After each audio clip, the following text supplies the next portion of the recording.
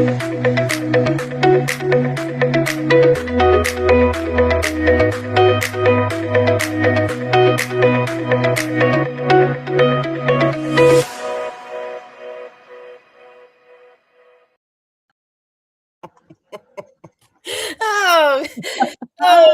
welcome back to the Holy Shiftball podcast, the show where we challenge everything you've been taught about your mind, your energy, and your reality, one cosmic giggle at a time. I'm Bethany, your energetic bestie, alongside my fabulous, wonderful soul sister and co-host. Hey, Sharon.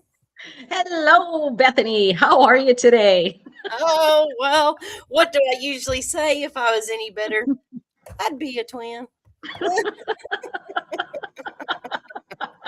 Oh, Lord, girl. And with that in mind, what was your holy shift ball? It has to be good, because if you're any better, you'd be a twin. So Well, what was that wonderful holy shift ball moment this week? oh, wow. So, been really busy doing a lot of things. We were on Potapalooza yesterday, interviewing so many people, and with the membership and everything that I'm doing, I have found the power of the pause, girl. Where at night I am setting intentions before I go to sleep, and I'm telling you what, I am feeling a shift within my body, being or in reality, and that has been my holy shift ball this week, is the power of the pause.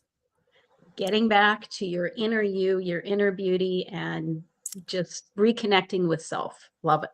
Love Yes. it. Yes, girl. Well, what about you? What is Well, your holy shift ball moment for the week? mine is before I go to bed at night too. There's a new person I'm following in the spiritual realm, and he teaches people actually how to attain an out-of-body experience Oh, and how to see the other side.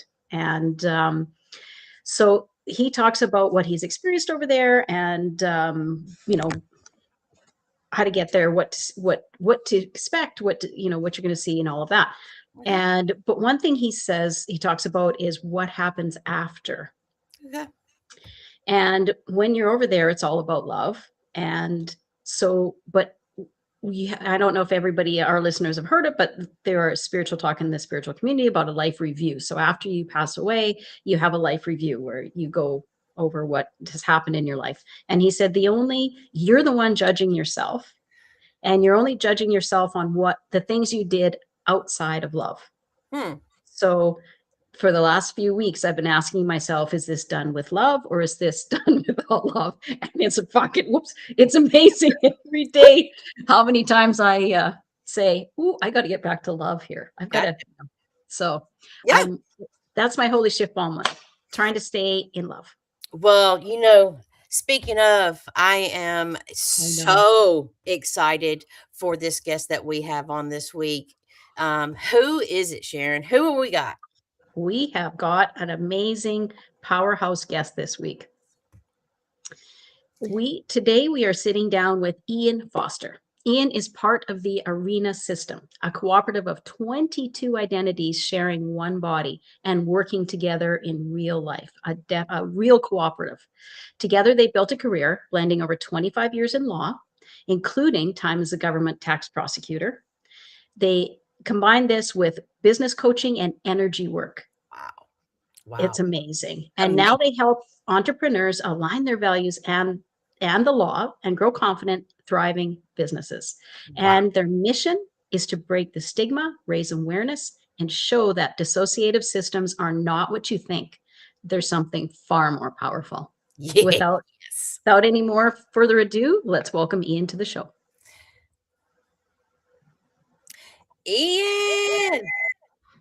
Hey, yes, we are people too. Yes. Yes.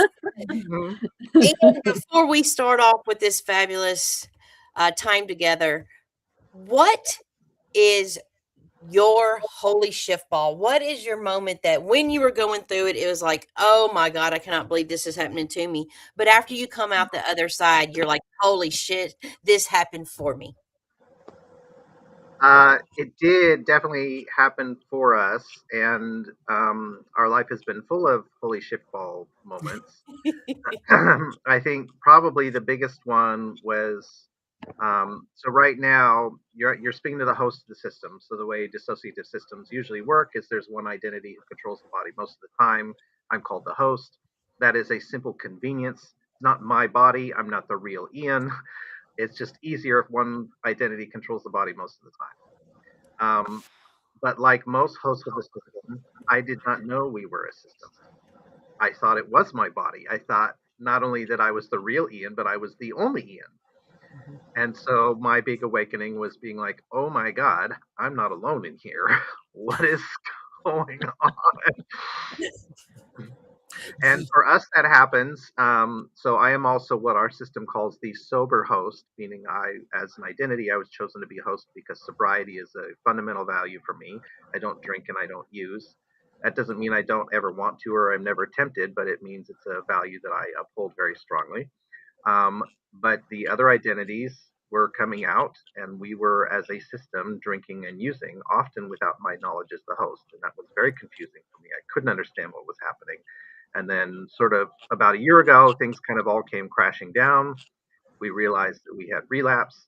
Well, some knew I realized that we had relapsed in our drinking and using, and that bigger deeping was necessary, and that the old coping skills and the old strategies for staying clean and sober and aware in life were not working anymore, and we had to start looking inside. And thankfully, I've been trained in some healing modalities that are very good for looking at your inner parts, and I've been trained in interfamily systems, the mental health work, and that kind of got me started. And then it started off with one of the littles. We call this one Little Ian. He presents as a 4-year-old inside. He was like, "Hey, yeah, I'm here." And I realized it was not simply. And we all have inner parts. We all have the little boy and the little girl and everything inside. I realized this was beyond like the little boy inner part. That this was someone who saw themselves as completely separate identity within the body. And then one became two, became three, became four, and at last count, we are 22 total, including me. Although we are quite sure that there are a number others who simply have not revealed themselves yet. You know, I'm s- I, I'm just trying to wrap my head around this. So you say, let's go back to like you drinking and drugging. One identity would partake, and then let's say the next morning comes and you shifted. And would you wake up and not even realize that you had, drank and drugged? This is totally. Explain that to me. Um, so it's difficult to explain. Um, I mean, part of it is it was just my subjective experience, and I didn't know anything different. I knew something was wrong with me, but didn't know what. But I only knew something was wrong because I looked around and other people just they didn't seem to live the way I did. Right. But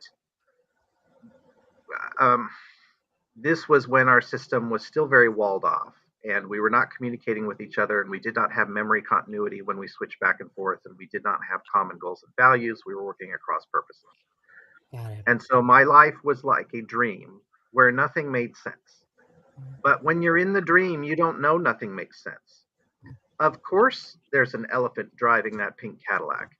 And of course, the rainbow is farting and pooping all over me because you're in the middle of the dream. You're just like, what else would be happening right now? And then you wake up and you look back on the dream and you're like, oh my God, none of that made sense. So that's what my life was like. It was like a dream where nothing made sense, except it was all I knew. So I didn't know it didn't make sense. Right. When was the moment that you realized that you had more than one identity inside of you, not just internal family systems with the small children that we all have inside, Mm-hmm. but distinct identities? How did that realization come about, and can you walk us through that? Well, it started when some of us inside were hurting so bad and we're so tired of carrying these burdens alone and not working together that we thought, well, we'll just drink ourselves to death. Forget it. We'll just start over in the next life. It hurts too much. So if nobody's going to listen to me, we'll just poison ourselves to death. And so we landed in the hospital. And some of us had a hard time understanding how we got there or how we could have all this alcohol and stuff in our blood. And so then it started with kind of a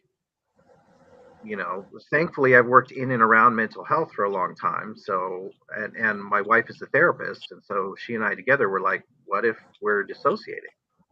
And of course, there are lots of, again, this is another, dissociation is a scale. Everybody dissociates, right? Even if it's just you're looking at the computer and you zone out, that's dissociation. But we thought, what if I'm dissociating to the point of there being like no memory continuity? And then what if that means there's more than one identity? What if I have a dissociative disorder? And so we just sort of started asking those questions. And then I started using some of the techniques that I had at my disposal that I've helped clients with and used with clients. But it's one thing to understand everything up here, it's another thing to use the tools in your Right. heart. And that's when I used a specific technique that I have to sort of call out. And I got an intuitive hit that there was a 4-year-old who wanted to talk. And you sort of start to realize this isn't just the inner child within. This is somebody else. And then the 16-year-old wanted to talk. And then the 25-year-old wanted to talk. And this all happened over the course of about a week. And then at one point, the 25-year-old let slip. He said something like, we. And I'm like, who's we? And he's like, oh, shoot, I wasn't supposed to tell you that. Like, you're not ready to know. How many are in there? And then so that was kind of it was like that week was kind of the moment. And then fortunately, because I've been educated on dissociative disorders, I've met people with dissociative disorders. It was not a scary thing for me. It was like, well, if this is what's happening, I want to know this is what's happening, and let's dive into it and let's figure this out. And so then that willingness then started to it made a safe space for others to say, yeah, we're here and this is what's happening. And of course, as the host, they're all like, yeah, you idiot. Of course, there's a lot of us. How could you not have known? Right. But Right. although that's the whole point of DID is to hide it from the host. The host is not supposed to know. Oh, So, that's sort of a trauma in itself, learning all of that. But I decided to turn that trauma into something beautiful. And now we're to the point where we live such a beautiful internal existence that we wish everybody could experience life like this, but without the sustained trauma and neglect that goes into producing it in the first Creating place. it. and first off, I just want to say I sending you so much love because for you to step out and share this is just absolutely so amazing. And for me, it feels like, just have to have almost balls of steel because, you're really putting yourself out here for people to do what humans do, like we said, judge and misunderstand everything. But what does communication inside the system look like? How does one say, okay, I'm going to step to the forward. No, host, it's your turn to step back. How does that communication look? It is. Hi. I'm not alone right now.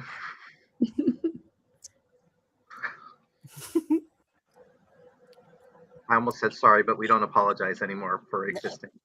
Beautiful. It just got really crowded.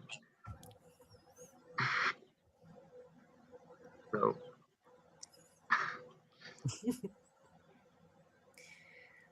I'll see if I can explain while the system decides who's going to take over.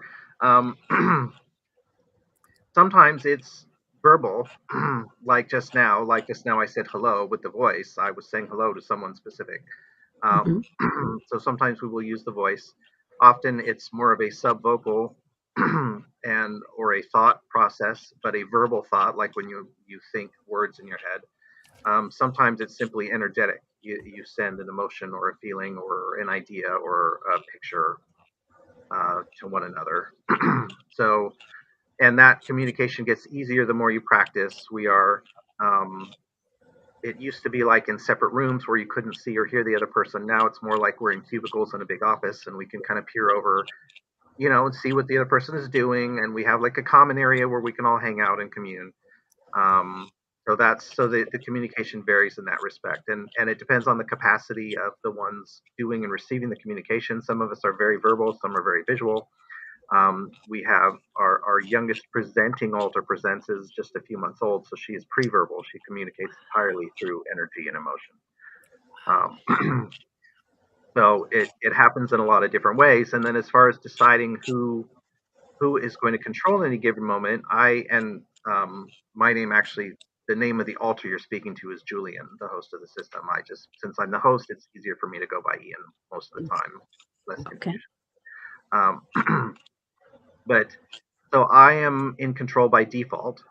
So if we don't know who's taking over, it's usually me. We usually wake up as me, though not always. We usually go to bed as me, though not always. And then the system switches as needed for the alter who's best equipped for the specific circumstance we're in.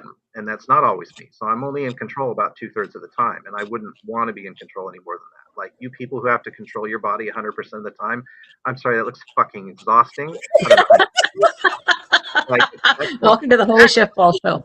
Like that sounds crazy to me that you control your body the whole time and you don't get to just go inside and take a break. That's crazy to me. So, and then often it's just like, hey, I want to say something. All right, well, come on out, say something. Yeah. So, Julian, I have so many questions. I'm not sure which one to ask first. I'm fascinated and very blessed and feel very, very honored that you joined us today. What if you say, what if another identity comes forward? Because you call yourself a cooperative, like, right? It's a cooperative. And I mean, I have 5 siblings, and growing up, there wasn't always cooperation, right? And it's like that in any family. But what if you said, like, say you're speaking to us now, and a couple of the other identities come forward and say, we want to speak, and you say, no, I'm running this show. This is it. I'm staying in control. Do they have any recourse? Is there something how can they make your life miserable, or do they just accept it and say, okay, you know what? You're a good representative. We'll just let you run with it. I'm going to let somebody else take that question. Oh.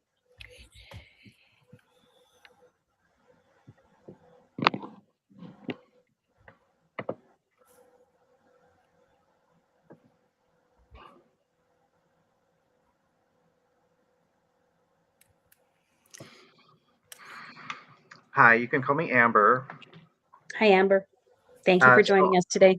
Absolutely. It's a pleasure and an honor, and we appreciate you creating a safe space, and we appreciate you helping us as we just try to get the message out and show people that, we're just people too, just like everybody else. I'm one of the system gatekeepers. So your question about, deciding who comes out and what the recourse is that, so I'm one of the ones who decides that inside. And so normally,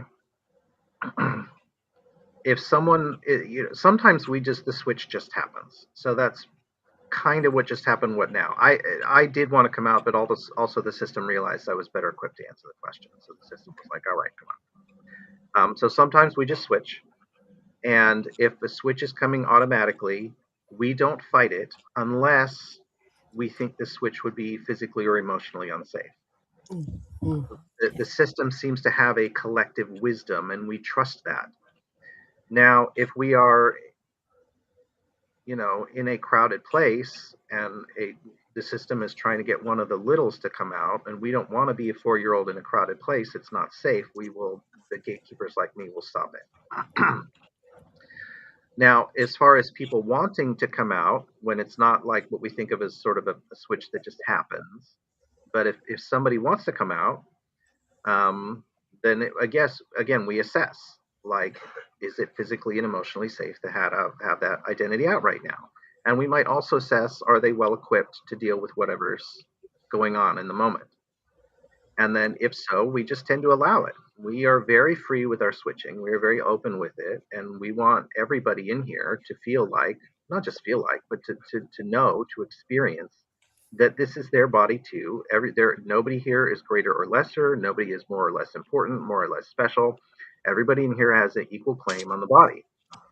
And so if somebody wants to come out and interact with the people around us and experience life and experience joy, then by all means do so. As long as you're equipped for the situation and it's safe to do so, then we're happy to allow it. Okay. Yes.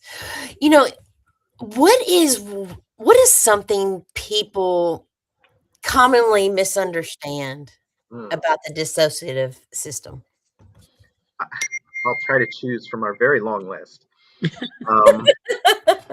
So a couple of things. One, if you've seen DID in the movies, you haven't seen DID. Okay. Just Okay. stop. There are a few shows and movies that have some decent enough representations of what it's like, at least roughly.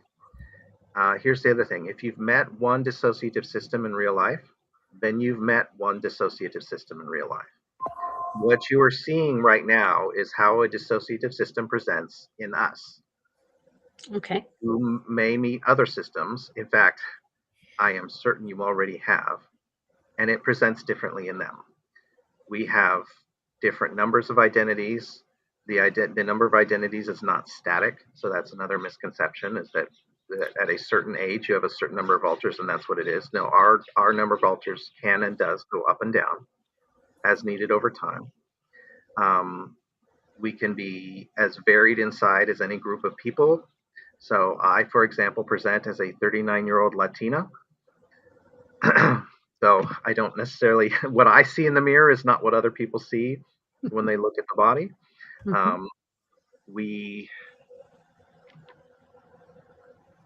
We fight and argue. Okay. We have disagreements.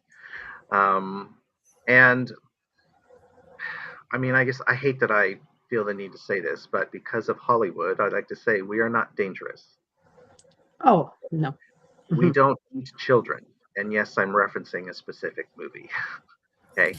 In fact, DID systems tend to be highly compassionate, empathetic, peaceful people, just by nature. You would have to be. And we deal with all the same shit that you do. You know, we're just trying to keep a roof over our heads and put food on the table and live out our mission and make a difference in the world and experience joy, which is literally what everybody's trying to do. Amber, how do you, okay, so you said that you see yourself as a 39-year-old Latina woman. So then is it, this is a question and I'm not sure how to phrase it.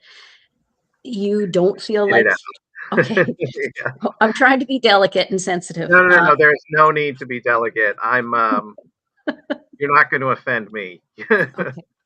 Yeah. So you don't feel like you're living in a man's body, A, and B, second part to this question is, have you ever, you said identities come and go. Have you ever lived inside a female body? So our body is that of a straight, white, cisgendered male. It has always been that. It is still that. And we have not attempted transition, although we have periodically thought about it. At this point in life, we're not interested anymore. So we are all pretty much, I don't know if comfortable is the right word. We know what we are. Okay. I personally am, I am comfortable in the body. I don't feel like I'm missing something or like there's something wrong with me. There are others who have a little bit more body dysphoria than I do. I do get a little bit because sometimes I look in the mirror and I'm like, ooh, oh, that's not me, but of course it is me. And I'm personally bisexual, so I don't mind that the body is straight. That doesn't bother me. But we do have, for example, like heterosexual females inside, and it is a little more frustrating for them. Okay, I've got a great question. Okay, yeah. Okay. How hard is it to pick out the body's clothes and meal choices?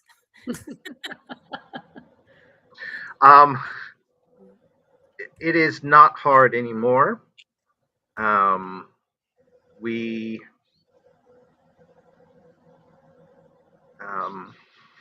Because if somebody wants like nachos and the other one wants taco, and this purple dress looks great, but I'm yeah. to be in court, so I need to wear a suit. Yeah, yeah, So if we need to dress a certain way, not need to, we never need to. There is no have to. We always have agency, right? If right. we are choosing to dress a certain way for certain circumstances, if it's a legal meeting where we have to look professional, or if we're going to a wedding or a funeral, we dress appropriately for the circumstances. You know, not Yes. because we are real big on societal expectations, but because we don't want to be the one person who's kind of like a distraction for everybody else who's, they're there for a reason. On a day like today, where we can wear anything we fucking want, we kind of take turns. We have a couple inside. Stephanie, who is a straight female, and Joseph, who is a gay male, do a lot of the dressing of the body. And great. Yeah. So they are usually in charge of dressing us. And the rest of us don't mind. Some of the males, like Julian, who our host, is pretty gender fluid. Mhm. He identifies mostly male, but he could kind of go either way. And we have a couple of males inside who are a little more masculine in presentation, but they're fine with whatever we wear. Yes. When it comes to food, um, we all have different preferences, so we try to stay away from things that one of us really doesn't like. Mhm.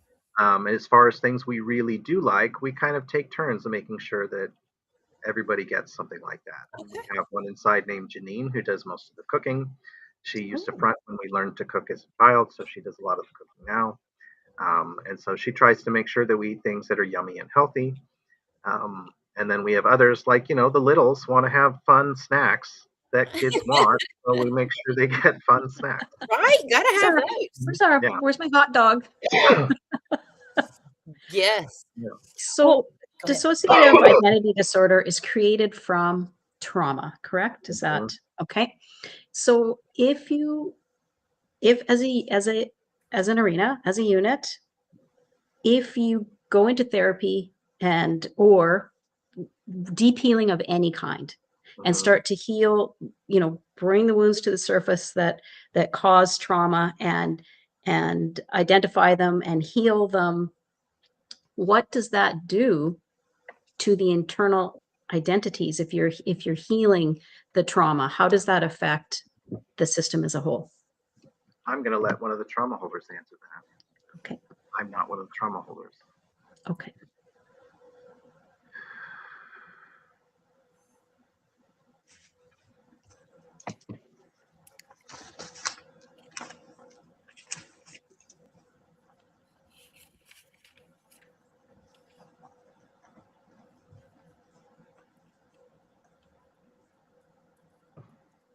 Hello, you may refer to me as Aaron. Hi, Aaron. Is that? So I'm Aaron, sorry, Aaron. Aaron with an E. Okay, Aaron with an E. Okay, perfect. Thank you for joining us, Aaron. Thank you. We appreciate you providing a safe space, and we appreciate everybody who's watching. So the sort of modern theory of dissociative disorders, it's called the theory of structural dissociation, and it's still just a theory, but it's kind of where the evidence has been leading over the last few decades, is that everybody is born multiple. It used to be thought that people were born as a single integrated ego, and due to trauma or neglect before the ages of 7 to 8, 6, 7, 8, that ego would fracture as a protective mechanism. And then once you hit that age, you remain fractured and your number of alters remain the same. Under the theory of structural dissociation, and again, there's still debate about this, everybody's born multiple as separate egos as children. And the normal, who gets to decide what's normal? The normal human development is that around the ages of 6, 7, 8, those egos fuse into a single identity because it's more adaptive and it's easier to function in society that way. However, if there is sufficient trauma or neglect before those ages, you do not fuse. And once you get past those ages unfused, you generally don't. You remain multiple, and now that you are accustomed to being multiple, the number of alters can go up or down as needed. Now, my specific trauma is somewhat spiritual and energetic. I was born out of a trauma in our early teen years. I have a twin brother inside. He and I were both born out of that. The system is aware of the nature of the trauma and generally what happened, not the specific memory itself. And even while I'm fronting right now, I know I have to be careful not to access that memory directly, because while I'm fronting, if I access the memory, the system can relive it. And Okay. we are not at the stage yet of directly accessing trauma memories and reliving them. Mhm. One of the littles released his memories when we became unmasked and aware about it, last year. But other than that, the other trauma holders like me are doing our jobs in the system and understanding the nature of the trauma without releasing the memories. And whether or how we ever release those memories to the system, we don't know. It may be that there are certain memories where it's simply not productive, that more harm than good will come from it, and understanding the nature of it is more than sufficient to process it and integrate and understand. Now, um, there are certain clinical models that would want us to release those memories, process them, and then fuse back together into a single ego. Um, in some cases, that fusion is forced through clinical methods over a long period of time. We view that as a psychological violence. Yeah. Now, there are some systems who wish to fuse into a single ego, and that is their choice, and that is beautiful that they have agency and can exercise that choice. Our system does not wish to. Okay. We enjoy our separateness, we enjoy our multiplicity, we enjoy sharing the body, we love one another deeply, and for us, that would be traumatic in itself, being forced to fuse back together. Now, some of us may fuse into one another, or we may split again. And if that all happens as part of the natural evolution of our system, that's fine. But for us, integrating means learning to function well together and live an adaptive, harmonious life and accomplishing some beautiful work in the world, but doing it as a multiple. Yes, I love that. Beautiful. I love that. Thank Mhm. you for sharing, Aaron. Aaron, what would you want someone or would like, not want, what would you like for someone to understand before they form an opinion about dissociation? Well, we would encourage people to try not forming so many opinions and judgments about other people, period, because it is not our place. Now, that is easier said than done. Forming opinions and judgments about others is a natural part of being a human, and sometimes we have to resist that instinct. But simply being open and understanding and realizing that everybody around you, no matter what their neurodivergence, being multiple is simply one neurodivergent scale among many, that people are people. Yes. And we are all living out generational traumas, multiple life traumas, and doing our best to heal from them. And it is simply not our place to judge anybody else's healing journey. And if others wish to judge our healing journey, well, that's on them, quite frankly. And we do not judge them for judging us, because that is simply part of their trauma as well. And we can't Exactly. It's a say reflection everyone. of them. Yeah, and it is a reflection and a projection of them. Of course, Yeah. as are you both. We are seeing ourselves reflected in both of you right now. That is simply the human experience. Um, and so, if people are on a different healing journey, then they are. And sometimes, yes, we do experience the pain of rejection and abandonment and loss from that, and that does hurt. And we acknowledge that hurt, and we process that, and then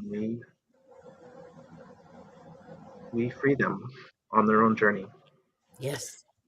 Aaron, and I know I'm not asking for diagnosis or anything as such, but do you have any insight for any of our viewers who are wondering if they have dissociative identity disorder? What would be some signs that they maybe, maybe it's time to go see someone about it? And again, this is not for all our viewers and listeners out there. We're not trying to diagnose or treat anybody. We're just sharing some wisdom. Of course, the lawyers inside us are screaming out the disclaimers as well. Sorry. I am one of the energy workers inside, but the lawyers inside are glad that you gave the disclaimers.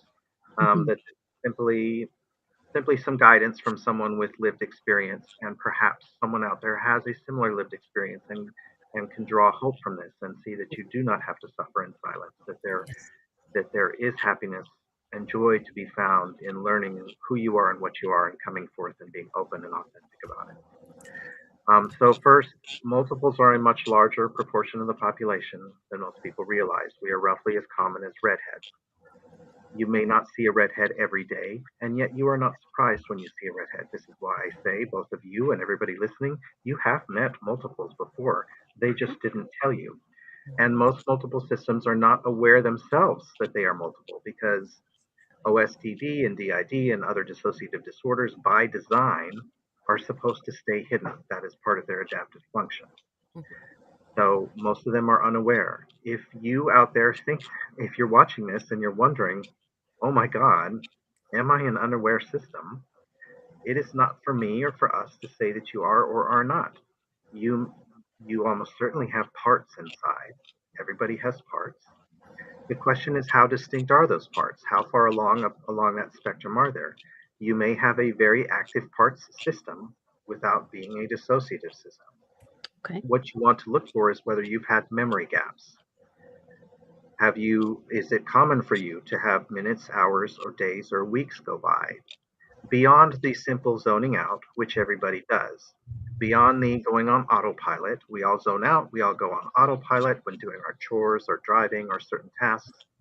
Beyond that, do you have actual gaps that you cannot explain? Do you ever suddenly find yourself someplace or somewhere or with someone and you're not really sure how you got there? Now, of course, because this is all you know, you quickly adapt to the situation because you're used to it. Like we once did. We would wake up somewhere, not know where we were, but it would take us only seconds to adapt, and nobody around us would know that anything happened. Do you hear voices in your head? No. Lots of us hear voices in our head, but we're not talking about your internal monologue. So Aaron, I have my own internal monologue. I think to myself, and I have my internal dialogue with the fellow alters in the system, my brothers and sisters, which is distinct from my internal monologue.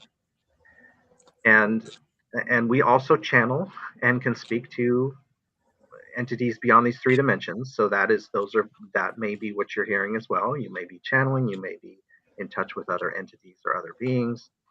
But are these voices somehow internal and feel part of you? These are the sorts of things to look into. And you may be thinking, but I had no childhood trauma.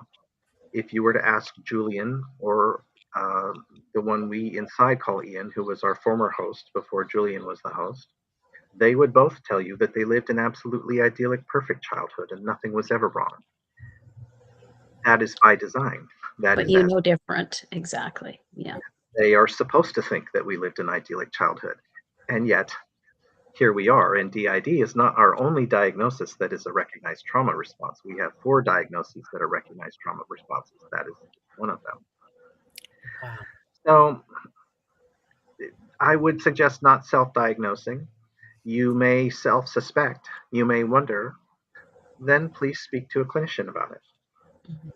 Find a clinician who is well-versed in it and speak to them. Find a clinician who is open-minded to hearing your personal experience, to learning with you, a clinician who understands that DID is not something that is broken to be fixed, and a clinician who is willing to follow you on your healing journey, and then be open with that clinician, be honest, and be open with their feedback as well. Yeah. They may come back and say, you know what, we don't think this is what you are, but you do have active internal parts, and that's still something beautiful and wonderful to work with. And don't hope that you don't have DID. Don't hope that you do have DID. Simply hope to find out who and what you are and accept yourself for who and what you are. And don't get too stuck on the diagnosis. Right. It's beautiful. Yes, Aaron, what is working with you look and feel like? How do you Hmm. assist your clients? Um, well, now that we are an unmasked and aware system, our clients tend to meet more than one of us. Mm. And we have several inside who are quite talented attorneys and educators. And so, for one on one legal services, it is like working with a lawyer, although you've seen us and met us now. It's not really like working with most lawyers. I You're the know. best. I used to manage a law firm. It's not like working with most lawyers. No, you've had to herd cats before. We are sorry for that.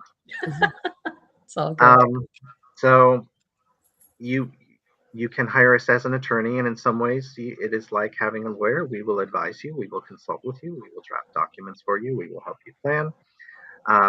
We mostly do education now. We tend to like to help people in community. So most of what we do is in community through groups and workshops and accountability groups and courses, these types of things. And we have been very excited that the energy we put out of it has attracted incredible, loving people to the community who all support one another.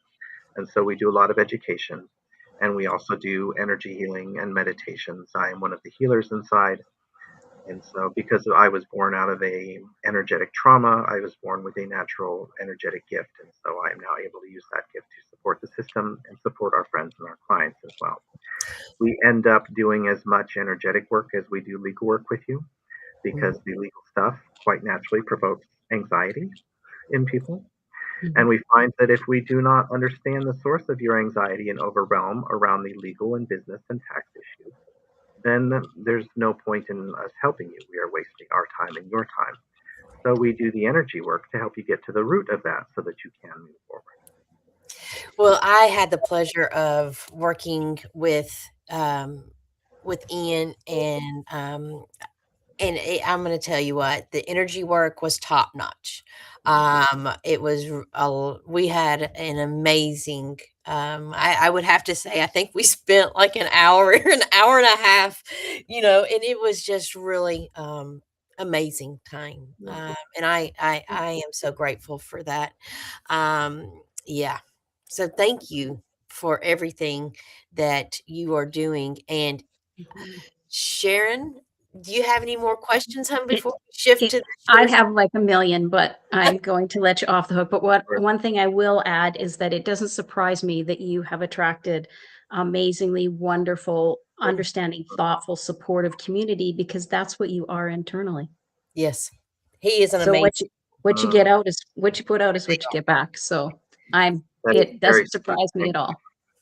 Thank you They so are much. they are an amazing, group of people, and it's just it was a privilege for me, and it's a privilege Mm, for me today to be able to sit here and Absolutely. and be in your energetic field, and as you Oh, are absolutely shifting this world and their maybe a limiting belief around DID. So thank you again for everything that you're doing.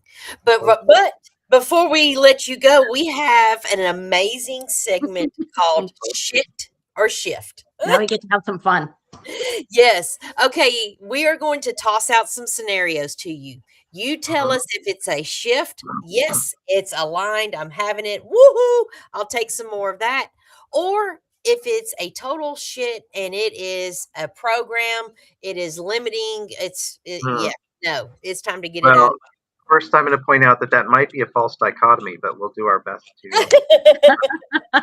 All right. All right. First question. First question. When someone says, just be yourself without understanding that self can be layered. Is that a shit or shift question? Yes. Shit. Uh, Yes. Yes. It is a platitude um, that we do not use and that we personally find unhelpful. Okay. But we don't want to make you uncomfortable. No. We are And- not uncomfortable. No. Okay. Okay. Aaron, are dissociative systems showing us that identity isn't fixed or challenging everything we thought we knew about the self? Shit or shift? Oh, that is shift. And yes, we believe identity is not fixed. In fact, we believe identity is in very many ways chosen, just like values are chosen. And we would encourage people not to get stuck in their identity of I am this, I am that, I believe these things. Re-examine your identity on a regular basis. When you are stuck in your identity, then everything around you that seems contrary to that identity becomes a threat and is filtered out. You cannot grow, you cannot learn, you cannot understand other people. So we would encourage people not to get stuck in their identity and to allow their identity to shift and grow over time. Yes. Great. All right. All right. When people fear what they don't understand instead of getting curious and asking those questions. Shit or shift? Shift, we would say. It is natural to fear what you don't understand. That is built into us through evolution. Yeah. And yet, we have reached a point in our evolution where we do not have to sit in that fear, where we can acknowledge it and thank it for doing the work it is trying to do, and then keep moving forward regardless. Great. Thank you. Is dissociative identity disorder a disorder or a deeply misunderstood form of human adaptation? Shit or shift? That is a shift question, and it is dependent upon one stage.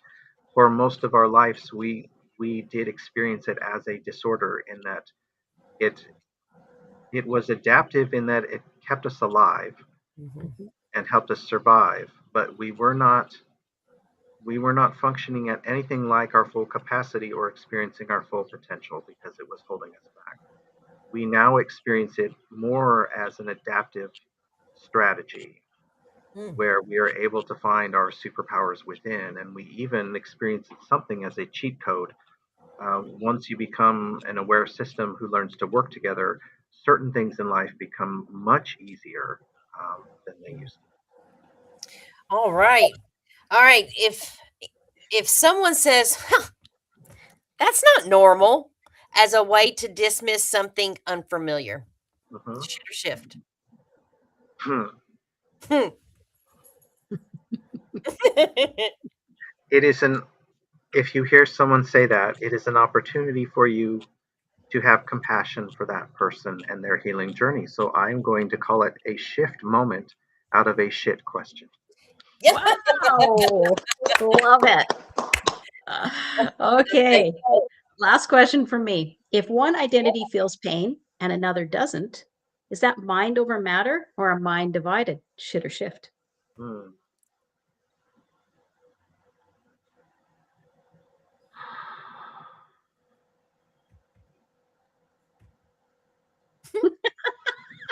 You can't offend us, Aaron, so just throw it Oh, out no, it is not that. It is the internal conversation. Mm, Sometimes it's difficult to speak when there's a lot of noise in the head. yes. Hmm.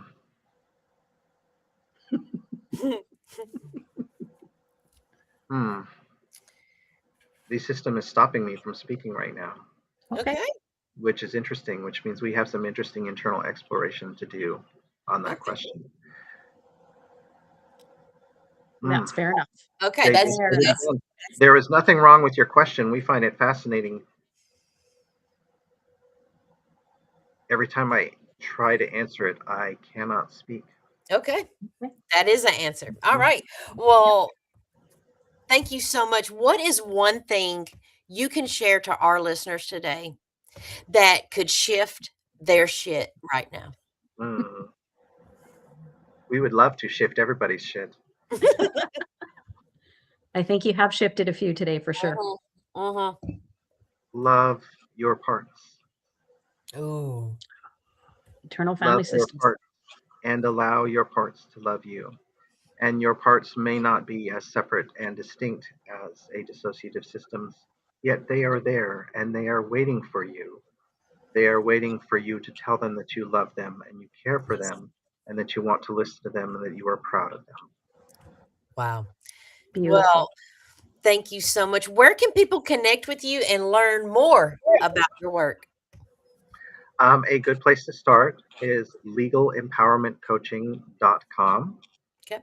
And you are always free to shoot us an email at ian@legalempowermentcoaching.com. Well, Wonderful. Thank you so much, Aaron and Ian and Amber and everyone else in the collective. Thank you so much for sharing your time and your vulnerability and your wisdom and your heart with us today. and please From come our back. heart to yours.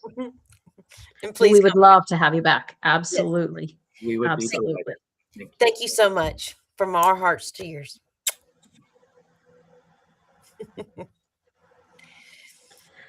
Wow. What an amazing divinely being. I mean, and my heart just like going woo. And You know?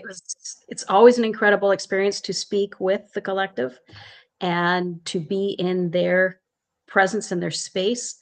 They are so honest and open and vulnerable and communicative. They want to communicate and let you know what they're thinking, feeling, how they are living and adapting to life. And it's just such an amazing awareness and such an amazing experience. And I can hardly wait till he comes on the show, or the collective comes on the show the next time. And when he taps in energetically and pulls in his teams, it's just it's really awesome. So I totally encourage to reach out to him and have a communication, because it is an amazing conversation that I'm definitely going to. Yes. All right, Sharon, who do we have on the show for next week, girl? Well, speaking of being tapping into other dimensions and other entities, we have a gentleman by the name of Daniel Jackson, who is a spirit medium. Daniel can provide you with the insight needed for living in today's world, as well as he will provide you with information from spirit, from archangels, so that you can gain an understanding of your purpose, why you're here, and what is waiting for you on the other side of this life. Daniel also says that he is the person who guides people to the light. So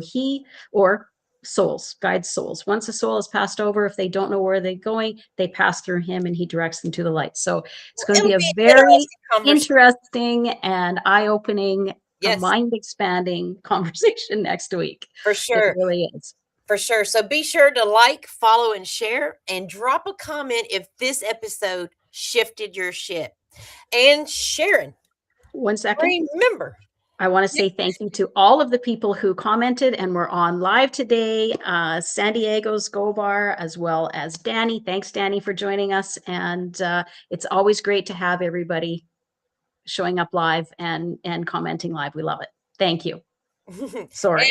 And remember, Sharon, when life kicks you in the balls, be sure to tune in to your Holy Shiftball podcast, where we help you turn that shit into a shift. See you next Thursday, guys. Bye-bye, guys.